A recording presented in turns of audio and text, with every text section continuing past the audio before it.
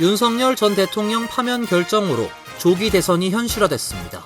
오는 6월 3일이 유력한 대선일로 예상되고 있는데 오는 5월 20일부터 전 세계 투표소에서 재외선거가 먼저 치러질 전망입니다. 중서부와 남부 지역의 비 피해가 확산되고 있습니다. 사망자 수도 계속 늘어나고 있는데요. 기상청은 5개 주에 홍수 경보를 발령하고 각별한 주의를 당부했습니다.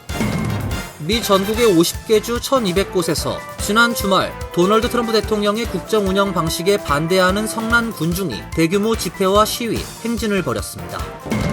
정부가 시민권 취득 과정에서 허위 진술과 위증을 한 시민권자에 대한 연방 당국의 감시와 색출을 본격화할 전망입니다. 백신 회의론자로 취임 전부터 논란이 됐던 로버트 F 케네디 주니어 보건복지부 장관이 폭력 확산에 결국 백기를 들고 백신 접종을 당부했습니다. 이상은 오늘의 주요 뉴스입니다. 시청자 여러분 안녕하십니까? KBN 뉴스입니다. 한국헌법재판소의 윤석열 전 대통령 파면 결정으로 60일 이내 조기 대선이 현실화됐습니다. 오는 6월 3일이 가장 유력한 대선일로 예상되고 있는데 이에 따라 재외선거가 오는 5월 20일부터 전 세계 해외 투표소에서 먼저 치러질 전망입니다. 한덕수 대통령 권한대행과 국무위원들은 한국 시간 8일 열리는 국무회의에서 조기 대선 날짜를 확정할 것으로 예상됩니다. 윤 전 대통령이 대통령직을 상실한 지난 4일로부터 정확히 60일 뒤인 6월 3일로 제21대 대통령 선거일을 사실상 확정한 것으로 알려졌습니다. 조기 대선일 확정과 함께 이보다 먼저 치러지게 될 재외선거 일정도 정해질 것으로 보입니다.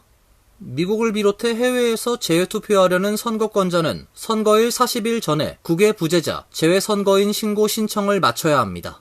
유력 선거일인 6월 3일을 기준으로 하면 4월 24일이 조기 대선 재외선거 유권자 등록 마감일이 됩니다. 재외투표소의 소재지 및 운영기간은 선거일 전 20일 전인 5월 14일 확정될 것으로 보입니다. 그리고 선거일로부터 14일 전부터 9일 전까지 엿새간 재외투표소가 운영됩니다.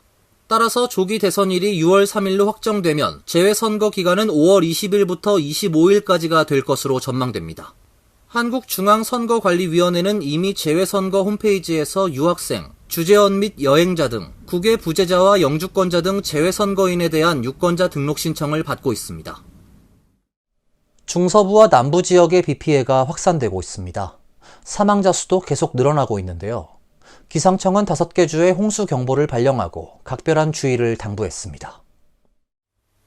지난 2일부터 남서부 등에 내린 기록적인 폭우와 홍수로 최소 18명이 목숨을 잃었습니다. 폭우는 아칸소, 테네시, 켄터키주에 집중됐으며 사망자 중 10명은 테네시주 주민입니다. 켄터키주에서는 9세 소년이 학교 버스를 타려고 걸어가던 중 홍수에 갇혔고 아칸소주에서는 5세 소년이 나무가 집을 덮쳐 숨졌습니다. 미주리주에선 자원봉사 소방관으로 일하던 16세 소년이 폭풍에 갇힌 사람들을 구조하려다 추락사고로 사망했습니다. 켄터키주 프랭크포트 시내에 있는 레스토랑의 총 지배인은 52살인 내가 살아온 동안 이런 폭우와 홍수는 처음이라고 말했습니다. 어젠 엘라베마, 조지아, 플로리다주 일부 지역에서는 토네이도 주의보도 발효됐습니다. 국립기상청은 여러 주 수십 개 지역이 대규모 홍수 단계에 도달할 것으로 예상하고 구조물, 도로, 교량 및 기타 중요 인프라가 침수될 가능성이 있다고 밝혔습니다. 켄터키주 중북부의 관리들은 상승하는 리킨강 인근의 팔머스와 버틀러에 대해 대피 명령을 내렸습니다. 이곳은 30년 전에도 50피트로 강 수위가 높아져 5명이 사망하고 1000채의 주택이 파괴됐습니다. 지난 2월 제방 붕괴로 침수된 약 200명의 주민이 사는 테네시주 북서부 마을은 오비온강이 범람한 후 거의 완전히 물에 잠겼습니다. 기상당국은 이번 폭풍우의 원인으로 따뜻한 기온, 불안정한 대기, 강풍, 걸프만에서 흘러나오는 많은 습기 때문이라고 설명했습니다. 미 전국의 50개 주 1200곳에서 지난 주말 도널드 트럼프 대통령의 국정 운영 방식에 반대하는 성난 군중이 대규모 집회와 시위, 행진을 벌였습니다. 전국 수십 개 대도시에서 트럼프 취임 후 발생한 관세 전쟁과 파괴적인 정책, 대규모 연방 예산 삭감과 연방 공무원 해고 등에 대한 분노와 비난을 표출하는 시위가 이어졌습니다. 이른바 손떼라 시위에는 전국에서 150개 이상의 큰 단체들이 참여했습니다. 각지의 인권단체들과 노조, 성소수자 보호활동 단체들, 제한군인 단체와 각종 선거운동 단체들도 함께했습니다. 집회와 행진은 평화적으로 진행돼 체포된 사람들에 대한 보도는 나오지 않고 있습니다. 워싱턴 DC의 내셔널몰에서 뉴욕의 맨하튼, 보스턴 시내와 여러 주의 주도 등 대도시에서도 수천 명의 시위대가 도심을 행진하면서 트럼프 대통령과 억만장자 파트너인 일론 머스크 정부 효율부 장관의 최근 정책과 행동에 대한 항의 시위를 벌였습니다. 특히 작은 정부를 지향한다며 극단적인 감언을 한 것과 각종 경제정책, 이민정책, 인권 탄압, 낙태 금지 등에 대한 반대 구호가 터져나왔습니다. 전국적인 항의 시위의 백악관은 대통령의 입장은 확고 불변하다며 앞으로도 자격 있는 사람들에겐 사회보장과 의료보험 등 모든 혜택을 제공하지만 민주당처럼 불법 이민과 외국인들에게까지 사회보장과 메디케이드 혜택을 다 줄 순 없다고 대답했습니다. 정부가 시민권 취득 과정에서 허위 진술과 위증을 한 시민권자에 대한 연방당국의 감시와 색출을 본격화할 전망입니다. 연방이민서비스국은 시민권 신청자들에게 시민권 신청 시 거짓말을 하면 우리가 알아낼 것이란 경고를 발표했습니다. 이민서비스국의 이 같은 메시지는 지난달 28일 뉴저지주 에디슨에 거주하는 44세 남성 가프르 압두자밀로비치 알리에프에 대한 연방검찰의 기소에 이어 나왔습니다. 연방검찰 기소장에 따르면 알리에프는 이슬람 국가와 관련된 외국 테러 조직과의 관계를 숨기기 위해 시민권 신청서에 허위 진술을 한 혐의와 위증한 혐의를 받고 있습니다. 이러한 주장은 그가 2018년 1월부터 2020년 1월까지 ISIS 구성원, 지지자, 잠재적 신입대원을 표적으로 삼는 암호화된 소셜미디어 채널의 관리자나 멤버로 활동했던 연방 당국의 수사 보고에 따른 것입니다. USCIS는 SNS 게시물에서 이 사건을 강조하며 알리에프는 ISIS와의 관계에 대해 거짓말을 했다며 국가안보 위협을 정의의 심판대에 세운 것은 뉴저지주 연방검찰과 연방수사국과의 협력 덕분이라고 밝혔습니다. 이처럼 비자 신청자나 영주권자는 물론 이미 시민권을 받은 이민자들에 대한 감시와 색출을 강화하고 있는 것은 트럼프 2기 행정부의 전반적인 이민심사 강화 정책과 궤를 같이 합니다. 이민당국은 이미 매년 350만여 명에 달하는 모든 이민 관련 신청자들에 대한 데이터를 보다 꼼꼼하게 점검하기 위해 이민 관련 신청 시 신청자의 SNS도 함께 들여다보고 심사한다는 방침을 밝힌 바 있습니다. 이민 절차 신청자에 대한 SNS 제출 의무화는 시민권 신청자는 물론 영주권 신청자 및 해외 공간에서의 비자 신청자 등에게도 광범위하게 적용되는 것으로 알려졌습니다. 불법 체류자 단속의 강도가 높아지면서 범죄 전력이 있는 영주권자에 대한 체포 구금이 계속되고 있습니다. 이미 처벌을 다 받았는데도 과거 전과로 인해 추방 위기에 직면하고 있습니다. CNN은 최근 이민세관 단속국에 체포돼 추방 위기에 놓인 마를론 페리스란 영주권자의 사연을 지난 3일 보도했습니다. 트리니다드 토바고 출신으로 지난 1997년 영주권을 받은 페리스는 이라크 전에 2차례 파병돼 테러전 훈장과 모범 복무 훈장까지 받은 참전 용사입니다. 하지만 페리스는 전역 후인 지난 2011년 마약 밀매 연루 혐의로 유죄를 인정하고 처벌을 받았습니다. 페리스는 최근 거주지인 애리조나주의 한 교차로에서 신호 대기 중 IC 요원들에 의해 전격 체포됐습니다. 페리스의 추방심사 재판은 오는 25일 진행됩니다. 지난달엔 영주권자인 루엘린 딕슨이 필리핀 여행을 마치고 돌아오던 중 20여 년 전의 범죄 사실로 워싱턴주 시택 공항에서 체포된 일도 있었습니다. 한편 SNS 등을 통해 근거가 불확실한 소문이 퍼지면서 영주권자들의 불안을 부추기고 있습니다. 최근 틱톡의 한 여성이 자신의 조카가 LA 국제공항에서 영주권을 빼앗기고 추방됐다고 주장하는 영상을 게시했습니다. 조회수 250만 회를 넘은 영상에서 여성은 세관국경보호국 직원이 조카의 영주권을 압수한 뒤 한쪽 모서리를 잘라버리고 구금했다고 주장했습니다. 백악관이 추방당하는 불법 이민자들을 조롱하는 듯한 영상과 문구를 공식 SNS 계정에 올려 논란이 되고 있습니다. 백악관은 지난 6일 오전 유튜브 등 SNS 계정에 나나나나 헤이헤이 굿바이란 글과 함께 영상 하나를 게재했습니다. 33초 길이의 이 영상엔 세관 국경보호국 요원들이 뒷짐을 지고 일렬로 서 있는 남성들을 인도하는 장면이 나옵니다. 마지막 장면에서 미국과 멕시코의 국경을 나타내는 표지판이 등장하는 것으로 봤을 때 이 남성들은 추방 조치가 집행되고 있는 불법 이민자로 추정됩니다. 배경음악으론 밴드 스팀이 1969년 발표한 나나 헤이헤이 키스임 굿바이 중 경쾌한 후렴구가 흘러나옵니다. 이 곡은 야구 경기에서 퇴장당하는 상대팀 선수를 조롱할 때 관중들이 부르는 노래입니다.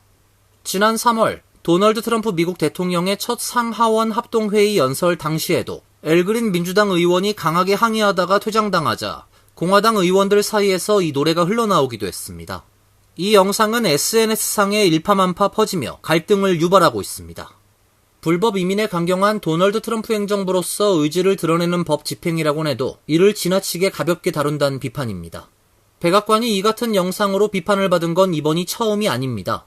지난달 백악관은 한 남성이 사슬에 묶인 채 추방되는 모습을 담은 영상에 1998년 그래미 후보에 올랐던 세미소닉의 클로징 타임을 배경음악으로 넣어 빈축을 샀습니다. 연방정부가 남수단 정부가 추방된 자국민을 빨리 받아들이지 않는다는 이유로 미국에 적법하게 머물고 있던 모든 남수단인의 비자를 취소했다고 밝혔습니다. 뉴욕타임스에 따르면 마코 루비오 국무장관은 5일 성명을 통해 국무부는 남수단 여권 소지자가 보유한 모든 비자를 취소하고 남수단 여권 소지자의 미국 입국을 막기 위해 추가 발급을 막는 조처를 하고 있다고 발표했습니다. 이어 모든 국가는 미국을 포함한 다른 나라가 자국민을 추방하려고 할 때 적시에 자국민의 귀환을 받아들여야 한다며 비자 취소 이유에 대해 밝혔습니다. 국무부는 남수단 과도 정부가 미국을 이용하는 것을 멈출 때라며 이민법을 집행하는 것은 미국의 국가 안보와 공공안전에 매우 중요하다고 강조했습니다.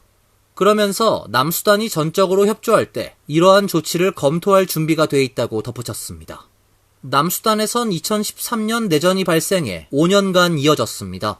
2020년 과도 정부가 출범했지만 일부 지역에선 소수민족 간 충돌과 각종 폭력 사태가 계속되며 치안은 여전히 불안정한 상황입니다.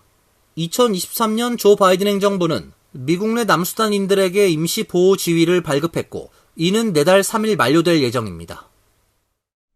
백신 회의론자로 취임 전부터 논란이 됐던 로버트 F. 케네디 주니어 보건복지부 장관이 홍역 확산에 결국 백기를 들고 백신 접종을 당부했습니다. 로버트 F. 케네디 주니어 보건복지부 장관은 6일 X에 글을 올려 홍역 확산을 막을 수 있는 가장 효과적인 방법은 MLR 백신이라고 밝혔습니다. MLR 백신은 홍역과 볼거리, 풍진을 예방하는 복합 질병 예방 주사입니다. 그는 지난달 초 질병통제예방센터팀이 홍역 확산 대응을 위해 텍사스 곳곳에 배치돼 MLR 백신 및 의약품 공급을 지원했다고 강조했습니다. 이를 통해 신규 확진 및 입원 사례가 줄었다는 것입니다. 현재 미국에선 22개 주에서 642건의 홍역 사례가 확인됐습니다. 이들 중 499건이 텍사스에 몰려 있습니다. 케네디 장관은 그레그 에벗 주지사와의 협의하에 CDC 등을 통한 지속 지원을 약속했습니다. 케네디 장관은 트럼프 2기 보건수장으로 발탁되기 전부터 백신 회의론자로 알려져 있습니다. 백신이 자폐를 유발한다는 백신 음모론을 지지하거나 정부가 관련 부작용을 은폐한다는 주장을 펼치기도 했습니다. 그는 지난 1월 인준청문회에선 의료 분야에서 백신의 역할을 인정했습니다.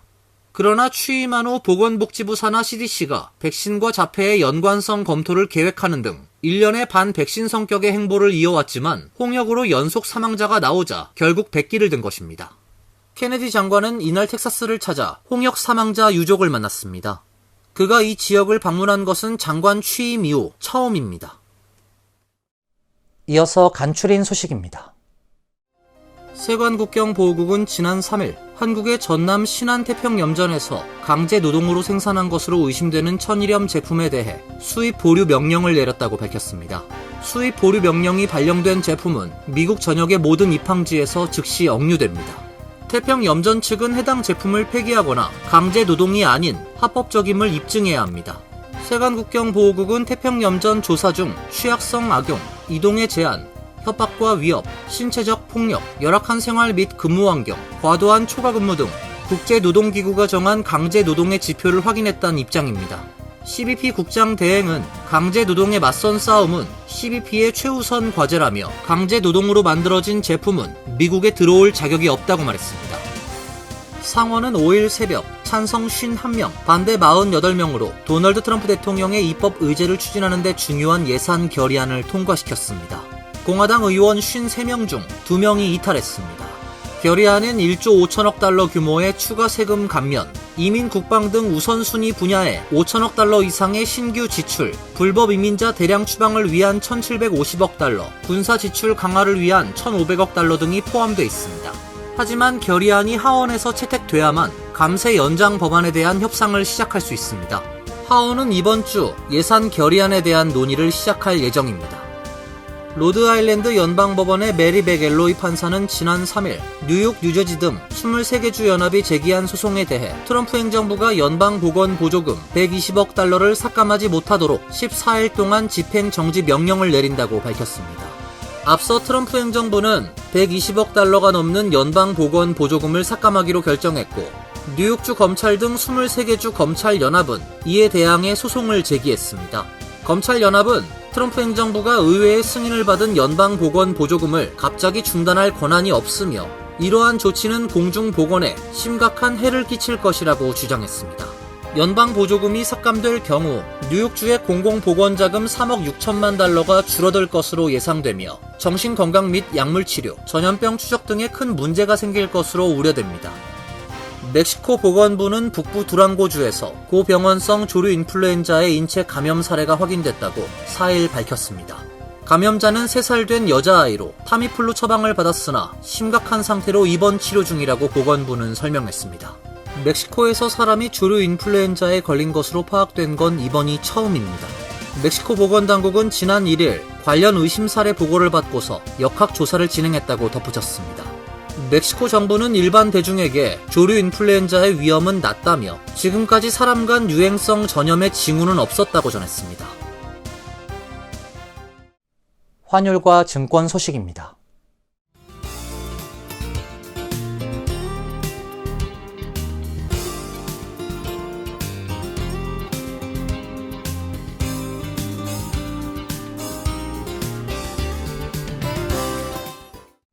이어서 날씨입니다. 내일은 대체로 맑은 날씨가 예상됩니다. 낮 최고 기온 45도, 섭씨 7도, 밤 최저 기온은 31도, 섭씨 영하 1도로 예상됩니다. 수요일은 맑은 가운데 가끔 구름이 끼겠습니다. 목요일은 구름이 많은 흐린 날씨가 예상됩니다. 이상으로 KBN 뉴스를 마칩니다. KBN과 함께 즐거운 시간 되시길 바랍니다.